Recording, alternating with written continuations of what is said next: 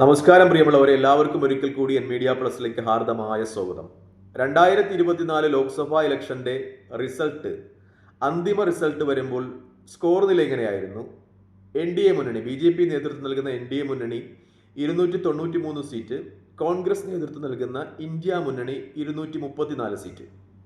ഇന്ത്യയുടെ രാഷ്ട്രീയ ചരിത്രം വീക്ഷിക്കുന്ന, രാഷ്ട്രീയത്തിൽ താല്പര്യമുള്ള ഏതൊരു വ്യക്തിക്കും മനസ്സിലാകുന്ന കാര്യമായിരുന്നു, മൂന്നാം മോഡി സർക്കാർ, എൻ ഡി എ സർക്കാർ അധികാരത്തിൽ വരും. പക്ഷേ ആ സർക്കാർ കാലാവധി തികയ്ക്കുന്ന ഒരു സമ്പ്രദായം ഉണ്ടാകില്ല. കാരണം രാഷ്ട്രീയ വിശാരദന്മാരും രാഷ്ട്രീയ വിദ്യാർത്ഥികളും പത്രപ്രവർത്തകരും ഒക്കെ അങ്ങനെ തന്നെയാണ് വിശകലനം ചെയ്തത്. കാരണം എൻ ഡി എക്കൊപ്പം നിൽക്കുന്ന രാഷ്ട്രീയ പാർട്ടികളുടെയും നേതാക്കന്മാരുടെയും ഒരു രാഷ്ട്രീയ ചരിത്രം പരിശോധിച്ചാൽ അവർ മിക്കപ്പോഴും അവസരവാദപരമായ നിലപാടുകൾ എടുക്കുന്നവരാണ്.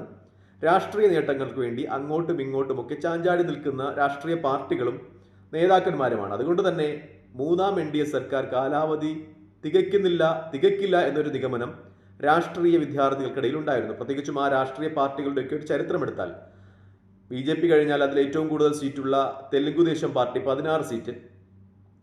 തെലുങ്കുദേശം പാർട്ടിയുടെ നേതാവ് ചന്ദ്രബാബു നായിഡു, അദ്ദേഹം നേരത്തെ സി പി എമ്മും സി പി എം ഒക്കെയുള്ള മൂന്നാം മുന്നണിയുടെ കൺവീനറായിരുന്നു. അദ്ദേഹമാണിപ്പോൾ എൻ ഡി എയിലുള്ളത്. അപ്പോൾ അദ്ദേഹത്തിന്റെ രാഷ്ട്രീയ ചരിത്രം എടുത്താൽ അദ്ദേഹം അങ്ങോട്ടും ഇങ്ങോട്ടും ഒക്കെ ചാഞ്ചാടി ഒരു ചരിത്രമുള്ള ആളാണ്. മറ്റൊന്ന്, ജനതാദൾ യുണൈറ്റഡ് നിതീഷ് കുമാറിന്റെ കഴിഞ്ഞ തവണ അദ്ദേഹം ഇന്ത്യ മുന്നണി രൂപീകരിക്കുന്നതിലൊക്കെ വലിയ കാര്യക്ഷമമായ പ്രവർത്തനങ്ങൾ എടുത്ത ഒരാളാണ്. നിമിഷ നേരം കൊണ്ടാണ് അപ്പം അദ്ദേഹം കോൺഗ്രസിനോടൊപ്പമുള്ള ബന്ധം ഉപേക്ഷിച്ച് എൻ ഡി എയിലേക്ക് ചേർന്നത്. അദ്ദേഹത്തിന് 12 സീറ്റുണ്ട്. അതുപോലെ ശിവസേന അവരുടെ രാഷ്ട്രീയ ചരിത്രവും അങ്ങോട്ടും ഇങ്ങോട്ടും ഒക്കെ മാറുവാൻ സാധ്യതയുള്ളതാണ്. പിന്നെ ജനതാദൾ സെക്കുലർ, ഈ കാലുമാറ്റത്തിൽ ലോക റെക്കോർഡുള്ള ദേവഗൌഡയുടെ ജനതാദൾ സെക്കുലർ, അവർക്ക് 2 സീറ്റുണ്ട്. പിന്നെ N C P Ajit Pawar പക്ഷത്തിന് 1 സീറ്റുണ്ട്. രാംവിലാസ് പാസ്വാന്റെ പാർട്ടിക്ക് 5 സീറ്റുണ്ട്. അപ്പോൾ ഈ പാർട്ടികളൊക്കെ ഏത് നിമിഷവും അങ്ങോട്ടും ഇങ്ങോട്ടും മാറുവാൻ പറ്റുന്ന ഒരു സാഹചര്യത്തിലായിരുന്നു. അവരുടെ രാഷ്ട്രീയ ചരിത്രവും അങ്ങനെയാണ്. പ്രത്യേകിച്ചും അടുത്ത് നിയമസഭാ തിരഞ്ഞെടുപ്പ് നടക്കുകയാണ്. മഹാരാഷ്ട്രയിലും ഹരിയാനയിലും ഈ 2 സംസ്ഥാനങ്ങളിലും കോൺഗ്രസ് വലിയ വിജയം ലോക്സഭയിൽ നേരിട്ടിട്ടുണ്ട്. ഈ 2 സ്ഥലങ്ങളിലും കോൺഗ്രസ് നിയമസഭയിൽ വിജയിക്കുന്നതോടുകൂടി ഈ രാഷ്ട്രീയ പ്രസ്ഥാനങ്ങളുടെയൊക്കെ, തെലുങ്കുദേശത്തിന്റെയും ജനതാദൾ യുണൈറ്റഡിന്റെയും ഒക്കെ എൻ ഡി എയുടെ ഒപ്പം നിൽക്കാനുള്ള തീരുമാനത്തിന് ഉലച്ചിലുണ്ടാകും. അവർ ഇന്ത്യ പക്ഷത്തോടൊപ്പം വരും. ഈ സർക്കാർ വീഴും എന്ന് തന്നെ രാഷ്ട്രീയ വിദ്യാർത്ഥികളും അതുപോലെയുള്ള രാഷ്ട്രീയ വിശാരദന്മാരും ഒക്കെ കരുതി. പക്ഷേ അപ്രതീക്ഷിതമായിരുന്നു മഹാരാഷ്ട്രയിലെ ഒപ്പം ഹരിയാനയിലുമൊക്കെ ഇലക്ഷൻ റിസൾട്ട്. കോൺഗ്രസ് അവിടെ ദയനീയമാം വിധം പരാജയപ്പെട്ടു എന്നതാണ് ഏറ്റവും വലിയ പ്രത്യേകത.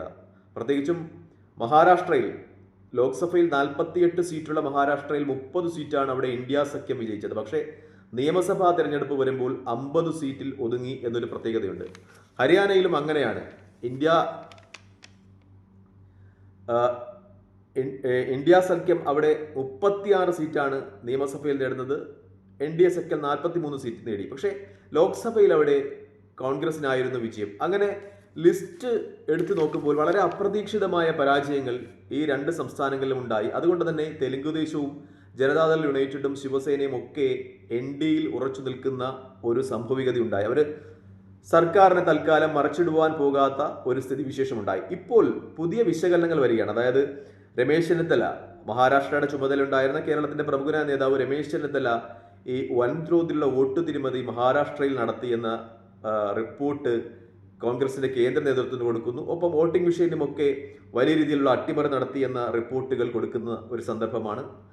അതോടൊപ്പം തന്നെ ബാംഗ്ലൂർ സെൻട്രൽ ലോക്സഭാ മണ്ഡലത്തിൽ വലിയ വോട്ട് തിരിമറി അല്ലെങ്കിൽ വോട്ടിരട്ടിപ്പിക്കലൊക്കെ നടത്തിയിട്ടുണ്ട് എന്ന ഒരു കാര്യം കൂടി രാഹുൽ ഗാന്ധി പുറത്തു കൊണ്ടുവരുന്നു. അതുമായിട്ടുള്ള ചർച്ചകൾ നടക്കുകയാണ്. അന്തിമ വിശകലനങ്ങളും റിപ്പോർട്ടുകളും ഒക്കെ പറയേണ്ടത് കേന്ദ്ര ഇലക്ഷൻ കമ്മീഷനാണ്. അപ്പോൾ ഇതുമായി ബന്ധപ്പെട്ട കാര്യങ്ങൾ പഠിക്കുമ്പോൾ മനസ്സിലാക്കുന്നത് വ്യക്തമായ ചില ഇടപെടലുകൾ ഈ മഹാരാഷ്ട്രയിലും ഒപ്പം ഹരിയാനയിലും ഒക്കെ നടന്നിട്ടുണ്ടോ എന്നാണ്. കാരണം കേന്ദ്ര സർക്കാരിന്റെ ആയുസ് നീട്ടിക്കിട്ടുന്നതിന് വേണ്ടിയുള്ള ഇടപെടലുകൾ എവിടെ നിന്നെങ്കിലുമൊക്കെ ഉണ്ടായിട്ടുണ്ടോ എന്നുമായി ബന്ധപ്പെട്ട ചർച്ചകൾ നടക്കുന്നുണ്ട് എന്നത് വലിയ വസ്തുതയാണ്. അല്ലെങ്കിൽ ഈ മഹാരാഷ്ട്രയിലും ഹരിയാനയിലുമൊക്കെ ഇലക്ഷനോടുകൂടി ഒരുപക്ഷെ ബി ജെ പി സർക്കാർ വീഴുന്ന ഒരവസ്ഥ ഉണ്ടായേക്കേനെ. പക്ഷേ ആ ഇലക്ഷനുകളിൽ ബി ജെ പി ജയിക്കുന്നതോടുകൂടി സഖ്യകക്ഷികളൊക്കെ ബി ജെ പിയിൽ ഉറച്ചു നിൽക്കുന്ന, എൻ ഡി എയിൽ ഉറച്ചു നിൽക്കുന്ന ഒരു സ്ഥിതിവിശേഷമുണ്ട്. അതുകൊണ്ട് തന്നെ ഇപ്പോൾ രമേശ് ചെന്നിത്തല ഉന്നയിക്കുന്ന ആരോപണങ്ങൾ അത് സത്യമാണോ എന്ന രീതിയിലുള്ള അന്വേഷണങ്ങളൊക്കെ നടക്കുകയാണ്. എന്തായാലും ആത്യന്തികമായി അതിൻ്റെ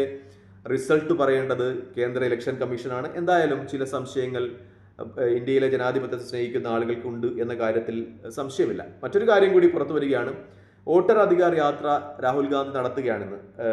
65 ലക്ഷം വോട്ടുകളാണ് ബീഹാറിൽ നിന്ന് മാറ്റിയത്, വോട്ടർ പട്ടികയിൽ നിന്ന് മാറ്റിയത് എന്ന ആരോപണം അത് ജനമധ്യത്തിലേക്ക് കൊണ്ടുവരുന്നതിന് വേണ്ടി 13 ദിവസത്തെ യാത്രയാണ് രാഹുൽ ഗാന്ധി നയിക്കുന്നത്. 20 ജില്ലകളിലൂടെ ഈ യാത്ര കടന്നുപോകും എന്ന രീതിയിലുള്ള മാധ്യമ റിപ്പോർട്ടുകൾ പുറത്തു വരികയാണ്. എന്തായാലും രാഹുൽ ഗാന്ധിയുടെ ഗ്രാഫ് ഈ യാത്ര ഉയർത്തും എന്ന കാര്യത്തിൽ സംശയമില്ല. കാരണം നേരത്തെ ഭാരത് ജോഡോ യാത്ര കോൺഗ്രസിന് നഷ്ടപ്പെട്ട പ്രതാപം ഒരു പരിധിവരെയെങ്കിലും വീണ്ടെടുക്കുന്നതിന് കാരണമായി എന്ന വലിയ വിശകലനങ്ങൾ മാധ്യമങ്ങൾ നടത്തുന്നുണ്ട്. ആദ്യകാലത്തൊക്കെ ഭാരത് ജോഡോ യാത്ര കൊണ്ട് കോൺഗ്രസിന് അധികാരം തിരിച്ചു പിടിക്കുവാൻ കഴിഞ്ഞില്ല എന്ന രീതിയിലുള്ള വിശകലനങ്ങളൊക്കെ വരികയായിരുന്നു. പക്ഷേ ഇപ്പോൾ നമ്മുടെ കേന്ദ്രമന്ത്രി നിർമ്മലാ സീതാരാമന്റെ ഭർത്താവ് പരകാല പരമേശ്വരൻ തന്നെ പറയുകയാണ്, പ്രഭാകർ തന്നെ പറയുകയാണ്, ഏകദേശം 79 ലോക്സഭാ മണ്ഡലങ്ങളിൽ പർപ്പസ്ഫുള്ളി ഇലക്ഷൻ അട്ടിമറിക്കുവാനുള്ള ശ്രമങ്ങൾ നടത്തിയിട്ടുണ്ട്, അവിടെയൊക്കെ ഇരട്ടി വോട്ടുകൾ ചേർത്തിട്ടുണ്ട് എന്ന ഒരു വിശകലനം കേന്ദ്ര മന്ത്രിയുടെ ഭർത്താവ് തന്നെയാണ്. 79 സീറ്റുകളിൽ തൃശ്ശൂർ സീറ്റും ഉൾപ്പെടുന്നു എന്ന പ്രത്യേകതയൊക്കെയുണ്ട്. അപ്പോൾ എന്തായാലും ഭാരത് ജോഡോ യാത്ര ഒരുപക്ഷേ ഈ ഇലക്ഷനിൽ ഇടപെടലുകൾ ഒന്നും ഉണ്ടായിരുന്നെങ്കിൽ കോൺഗ്രസിന് അധികാരം പിടിച്ചെടുക്കുവാൻ തക്കവണ്ണമുള്ള ഒരു ശക്തി നൽകിയേനെ. എന്തായാലും കോൺഗ്രസിന് ആ യാത്ര കൊണ്ട് പ്രയോജനമുണ്ടായി എന്ന രീതിയിലുള്ള റിപ്പോർട്ടുകൾ തന്നെയാണ് വരുന്നത്. 47 സീറ്റുകൾ കോൺഗ്രസ് അധികം നേടി. മാത്രമല്ല കോൺഗ്രസിന്റെ എല്ലാ ഘടകകക്ഷികളും UP-യിലെ ഒക്കെ വലിയ നേട്ടം കോൺഗ്രസിന് ഉണ്ടാക്കിയിട്ടുണ്ട് എന്ന ഒരു പ്രത്യേകത കൂടിയുണ്ട്. പ്രത്യേകിച്ചും ഇന്ത്യ സഖ്യം ലോക്സഭയിൽ 43 സീറ്റ് UP-യിൽ നേടിയിട്ടുണ്ട്. NDA സഖ്യത്തിന് വെറും 36 സീറ്റാണ് UP-യിൽ നേടാൻ കഴിഞ്ഞത്. 2019 വലിയ മോശം പ്രകടനമാണ് അവിടെ SP-യും കോൺഗ്രസും ഒക്കെ കാഴ്ചവെച്ചത്. കോൺഗ്രസിന് ഒറ്റ സീറ്റിലാണ് വിജയിക്കുവാൻ കഴിഞ്ഞത്. രാഹുൽ ഗാന്ധി വരെ അമേഠിയിൽ നിന്ന് തോക്കുന്ന അവസരമുണ്ടായി.